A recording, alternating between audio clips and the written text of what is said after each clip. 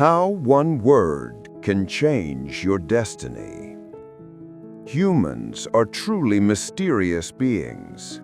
Even when they try to speak noble words, the language that slips out unconsciously when their guard is down truly reflects their inner character. I have observed various people for a long time, and I believe that ultimately, more than knowledge or talent, the words you choose every day become the major turning point that determines your life. There are people who sigh, "It's impossible anyway," and never attempt anything. But there are also countless examples of people with no education or wealth who kept saying, "Let's try it," and "We can find a way to make it work," carving out incredible paths for themselves. Words can be a weapon or poison. They can encourage and bring life to people, but they can also shackle them and drive them to ruin. I have witnessed their power countless times in business management, in family life, and in encounters with people. What I will talk about now are the 7 words that destroy people, which I have observed over many years. Just by avoiding these, the flow of your life will change surprisingly. A crucial message that will gently reach your heart awaits you at the end. Please listen patiently until the very end. The first destructive word, "It's impossible anyway." It's impossible anyway. Nothing shuts down the future more than this phrase. Deciding that something is impossible even before attempting it is like locking the door to your own potential. The truth is, there are countless things that you could do if you just tried. When I was young, I met a young man working in a small factory in Osaka. He kept saying only, "It's impossible anyway." Even when asked to repair a new machine, he wouldn't try, saying, "I can't do it." Ultimately, others tried and learned, and he was left behind. He is a classic example of how one catchphrase narrowed his future. On the other hand, right after the war in Japan, many people must have thought that this country can never recover when it was reduced to ashes. But a few people didn't say, "It's impossible anyway," but instead kept asking, "How can we make it possible?" The accumulation of those efforts created today's prosperity. In short, whether you say, "It's impossible anyway," or "How can we make it possible?" this difference sways both a person's life and a nation. The second destructive word, "I'm not worth much." At first glance, this may seem humble, but it is a dangerous phrase that undervalues your worth and crushes your potential. When I was young, I worked in a factory in Osaka making nails. What do you think would happen if you made one nail carelessly thinking, "I'm not worth much"? A house could collapse, or someone could get injured because of one nail. Conversely, if you approach the task carefully, believing that my work supports people's lives, that single nail protects society. The phrase, "I'm not worth much," is the reverse side of a heart that wants to escape responsibility. People try to avoid being hurt by failure, so they undervalue themselves and seek comfort by saying, "It's just me anyway." But can a person who doesn't recognize their own worth truly value others? No, they cannot. First, you must recognize from the bottom of your heart that you have a role to play. That is the starting point for everything. The third destructive word, "I don't have time." This is a phrase modern people often use. Is it really true that "I don't have time"? No, it's not that you don't have time, it's that you haven't decided your priorities. People will always find time for what they truly want to do.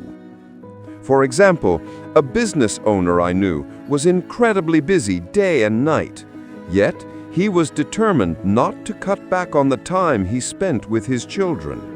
No matter how late it was, he would return home and look at their sleeping faces.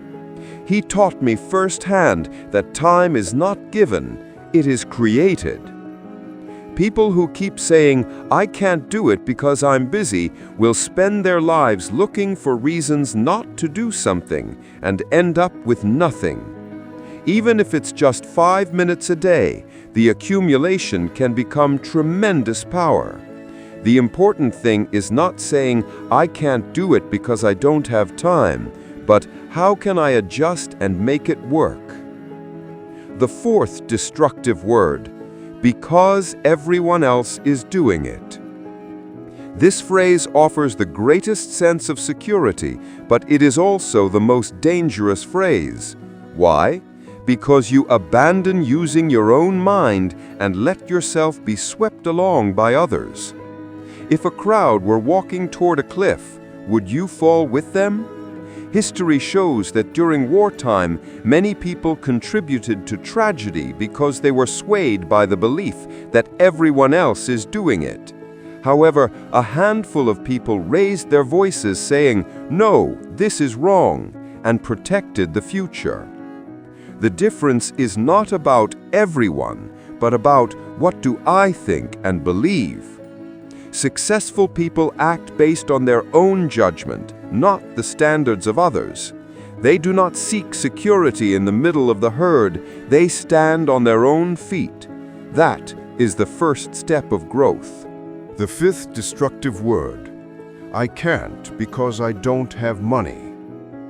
This is another phrase many people use, but it is a destructive one. My company, Matsushita Electric, now Panasonic, had very little funding initially. But I thought, precisely because we don't have money, we must innovate, and I racked my brains for ideas. That ingenuity created new products and became something useful to people. What is truly frightening is when you give up in your heart and say, "I can't because I don't have money." When you lack funds, you must think until your head hurts. Then how can I make it happen? That persistence opens a new path. What is scarier than a lack of money is a broken spirit. The sixth destructive word, I had bad luck. When people fail, many dismiss it by saying, "I had bad luck." However, the moment you blame luck, you abandon learning. And if you do that, you will repeat the same mistake, won't you? Conversely, people who keep asking, "What can I learn from this experience?" become stronger with every failure. Unreasonable things happen, but a person who has the habit of searching for lessons there never stops growing. Nothing changes as long as you keep saying, "I had bad luck." But the person who thinks, "How can I use this experience?" transforms the same event into fuel for the future. The seventh destructive word, I can do it later. This is the greatest poison that slowly consumes your life. What you thought you would do tomorrow, you often won't do tomorrow either. The habit of procrastination puts off your life itself. When I was young, the people involved in business who acted immediately gained valuable lessons and grew, even if they failed. Conversely, those who said, "Later will be fine," stayed stuck in the same place forever. Life is the accumulation of the present. If you make "I can do it later" your catchphrase, your future will close off. Having the habit of doing it now is the biggest key to opening up the future. Conclusion. Which words will you choose?